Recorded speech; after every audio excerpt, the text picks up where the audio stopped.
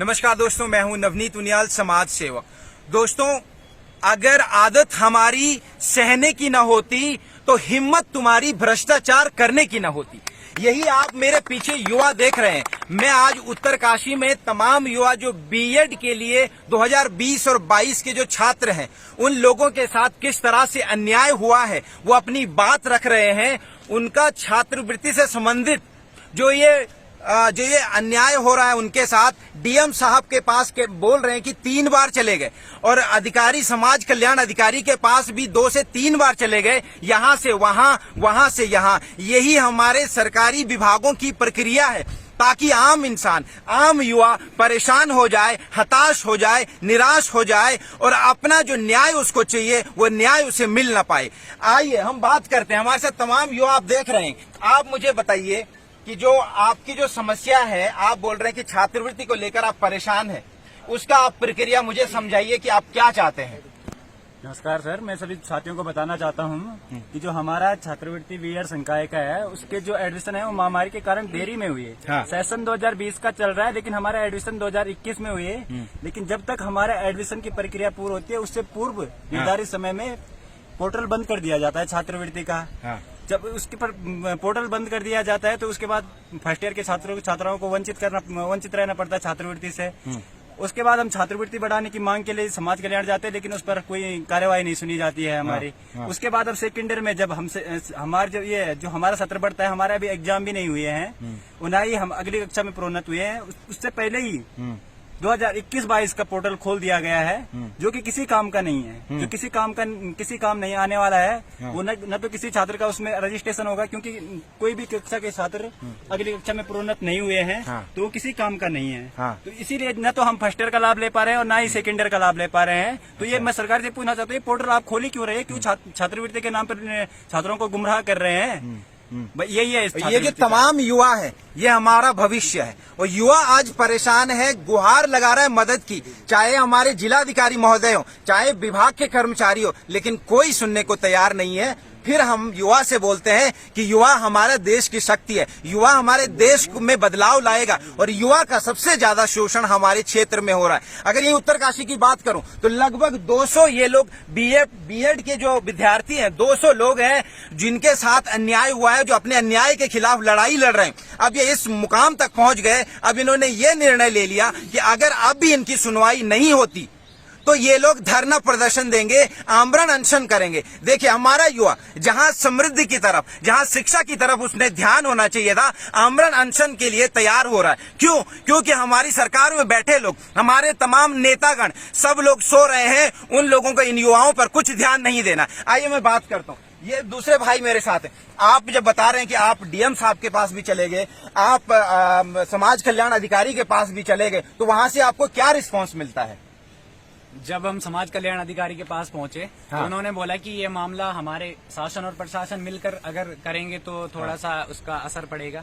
तो उन्होंने हमें बोला कि हम तो यहाँ से एक वो भेज देंगे, लेकिन आप डीएम सर से मुलाकात कर लो एक बार। अब हम डीएम साहब के पास पहुंचे तो डीएम साहब ने बोला कि ठीक है, हम भेज देंगे।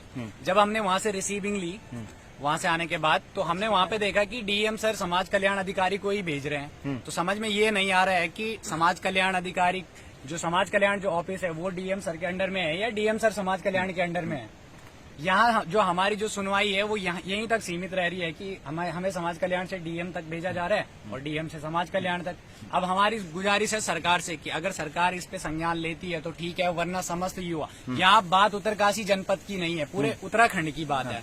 क्योंकि उत्तरकाशी में जितने भी जो युवा हैं, सभी लोग गरीब परिवार से बिलोंग करते हैं, और ये सभी लोग इसीलिए यहाँ पे आए हैं क्योंकि हम अपना पैसा जब सरकार को दे रहे हैं, क्योंकि एक बच्चा अगर 80,000 रुपए या 1 लाख रुपए फीस भरेगा तो उसको वापस मिलता है। क्योंकि ये अगर नीति बनाई है सरकार ने तो उसका पालन भी करना जरूरी है, लाभ भी युवाओं को मिलना चाहिए। सवाल यही है, एक एक योजना अगर भ्रष्टाचार की भेंट चढ़ जाएगी तो कहां हमारे देश का भविष्य सुधरेगा, कहां हमारे युवाओं को रोजगार मिलेगा। आइए, मेरे साथ कुछ बहनें भी हैं। आप मुझे बताइए कि जो ये समस्या है, इसको लेकर आप परेशान हैं, आपको न्याय नहीं मिल रहा है। अब आपका एक मैसेज धामी जी, हमारे मुख्यमंत्री जो यशस्वी युवा कर्मठ मुख्यमंत्री धामी जी को कहते हैं, धामी जी, इनकी पुकार आज सुन लीजिए, इस वीडियो के माध्यम से ये बहन की पुकार सुन लीजिए। आप धामी जी को क्या मैसेज देना चाहेंगे?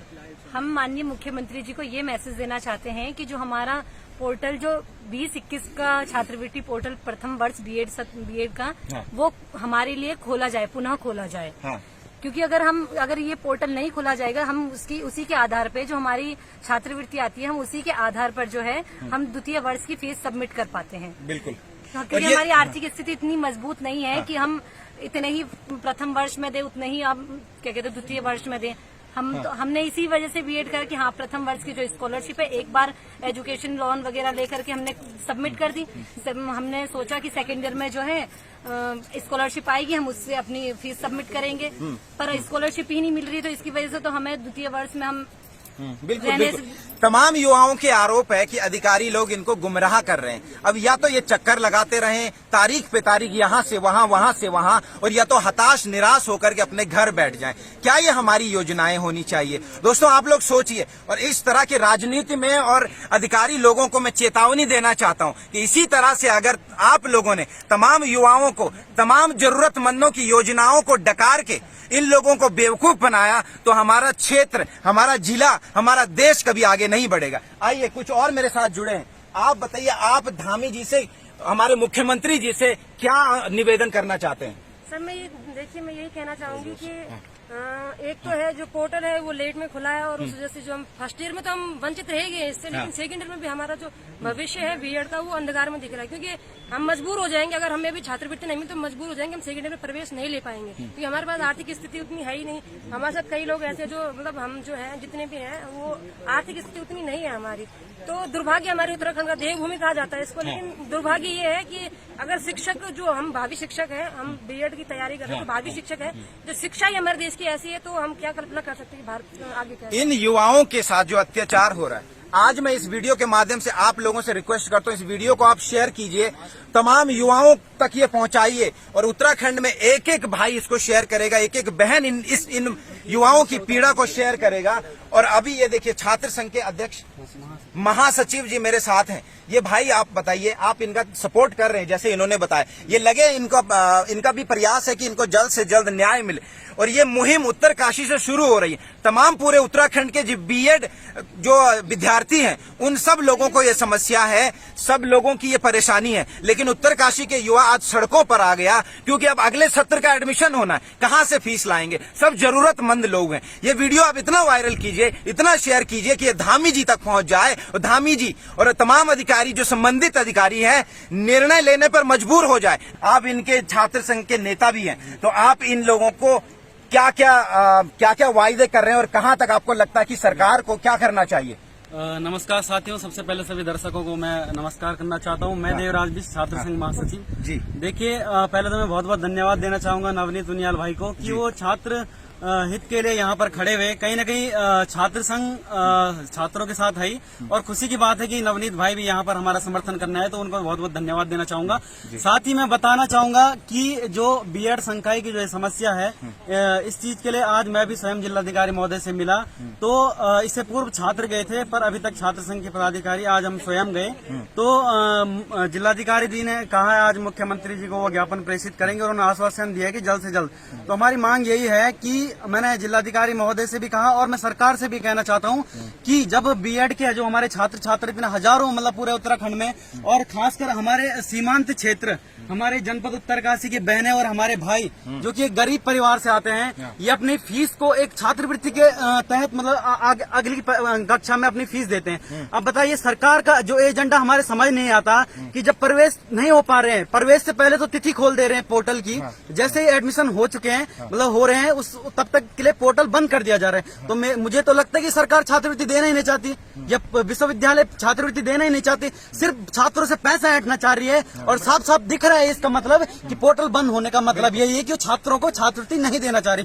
तो हम चाहते हैं सरकार से कि यदि आपकी ऐसी मंशा नहीं है तो छात्रवृत्ति का नाम बदनाम न करके साफ कह दीजिए कि छात्रवृत्ति शब्द आज से रहेगा नहीं। और रही कोविड की बात, तो ठीक है हम मानते हैं हम कोविड की बात है, तो क्या उनका भविष्य अंधकार में चला जाएगा? सभी को अन्य अन्य योजनाओं से उनको वित्त पोषित करके कर दिया, जो छात्रों की सहायता से खिलवाड़ क्यों? और बड़े दुख की बात है कि शिक्षा संकाय जैसा संकाय जो कि समाज को शिक्षित करने के लिए अग्रसर हो रहा है, ऐसा संकाय आज अपने हित के लिए मतलब सड़कों पर उतरने पड़े, धरने के लिए आतुर हो पड़े, तो बड़े दुख की बात है कि मतलब एक शिक्षा संकाय जो आगे हमारे आने वाले पीढ़ी को पढ़ाएंगे, कल को ये शिक्षक बनेंगे तो ये क्या सिखाएंगे कि हमारे छात्र को कि धरना करो, प्रदर्शन करो। तो इतनी विकट परिस्थिति है। मैं सरकार से ये कहना चाहूंगा ऐसी विकट परिस्थिति ना आने दी जाए। जब शिक्षक ही ऐसे धरने उतार हो जाएंगे तो आगे की हमारी पीढ़ी क्या सीखेगी। यदि इस पे जल्द से जल्द कार्यवाही नहीं होती है, समस्त छात्र संघ एवं छात्र तमाम उत्तराखंड और हमारे सीमांत जनपद उत्तरकाशी हम सभी गरीब लोगों के हक के लिए जरूर लड़ेंगे, यही उम्मीद है। धन्यवाद। देखिए बारिश हो रही है, बरसात का मौसम है, ये बाहर खड़े होकर भीग रहे हैं क्योंकि ये अपने न्याय की लड़ाई लड़ रहे हैं। इसी तरह मैं चाहता हूं कि तमाम युवा अपने न्याय के लिए, अपने अधिकारों के लिए लड़े और हमें हमारे अधिकार मिलने चाहिए। संविधान प्रिय इंसान बनिए, संविधान हमें अधिकार देता। हम कोई प्रजा नहीं है कि इन हमारे अधिकारी और नेताओं के शोषण में अपना जीवन जिए। हम लोग नागरिक हैं इस देश के, हमारा अधिकार है, इसलिए अपने अधिकारों के लिए लड़े। और वीडियो को शेयर कीजिए इन तमाम भाइयों को। ये आज बहुत कम संख्या में आपको दिख रहे होंगे, लगभग 200 लोग हैं। ये एक भाई है मेरे साथ, ये भाई भी अपना आप बताइए कि आप ये आंदोलन कब से लड़ रहे हैं? मैं नवनीत भाई का धन्यवाद करता हूं कि आप हमारे बीच में इस बार इसमें आए हैं। हमारी सबसे बड़ी प्रॉब्लम यह है कि पिछली बार कोविड-19 के चलते हुए हमारे जो एग्जाम हुए थे वो लेट में हुए थे और एग्जाम लेट में होने के कारण रिजल्ट भी लेट में आ गया था। लेकिन उससे पहले जो समाज कल्याण विभाग ने उसने स्कॉलरशिप का पोर्टल जो खोल दिया था। जैसे ही हमारे एडमिशन कंप्लीट हुए तब तक हमारे समाज कल्याण जो पोर्टल है, जो स्कॉलरशिप का पोर्टल है, वो बंद हो गया था और सारे के सारे जो बीएड शिक्षा संकाय के बच्चे हैं वो स्कॉलरशिप के फॉर्म भरने से वंचित रह गए थे। और हम वंचित तो रह ही रहे हैं पिछली बार, लेकिन इस बार भी सरकार की मंशा है कि हमें स्कॉलरशिप ना मिले, जिस कारण जो द्वितीय वर्ष में जो भी हमारे जो छात्र छात्राएं हैं, जो हमारे सहपाठी हैं, वो एडमिशन से वंचित रह रहे हैं क्योंकि उनके पास इतना पैसा नहीं है कि वो बीएड संकाय की या अपनी पढ़ाई के लिए आगे पैसा लगा सके। और हमने ये शासन प्रशासन को भी यह चेतावनी दी है कि अगर हमारे साथ न्याय नहीं हुआ तो हम आमरण अनशन या धरना प्रदर्शन के लिए, उग्र आंदोलन के लिए बाध्य होंगे, जिसका जिम्मेदार शासन प्रशासन होगा। तमाम युवाओं ने बता दिया दोस्तों, ये युवाओं ने बता दिया कि हम अपना शोषण नहीं सहेंगे, अपने अधिकारों के लिए लड़ेंगे, अपने हक के लिए लड़ेंगे और हमें इनका साथ देना है। जो इनके साथ है शेयर कीजिए, एक एक भाई, एक एक बहन, और कमेंट भी कीजिए और हम ये शोषण होने नहीं देंगे। तो वीडियो समाप्त कर रहा हूं। धन्यवाद। जय हिंद, जय देवभूमि।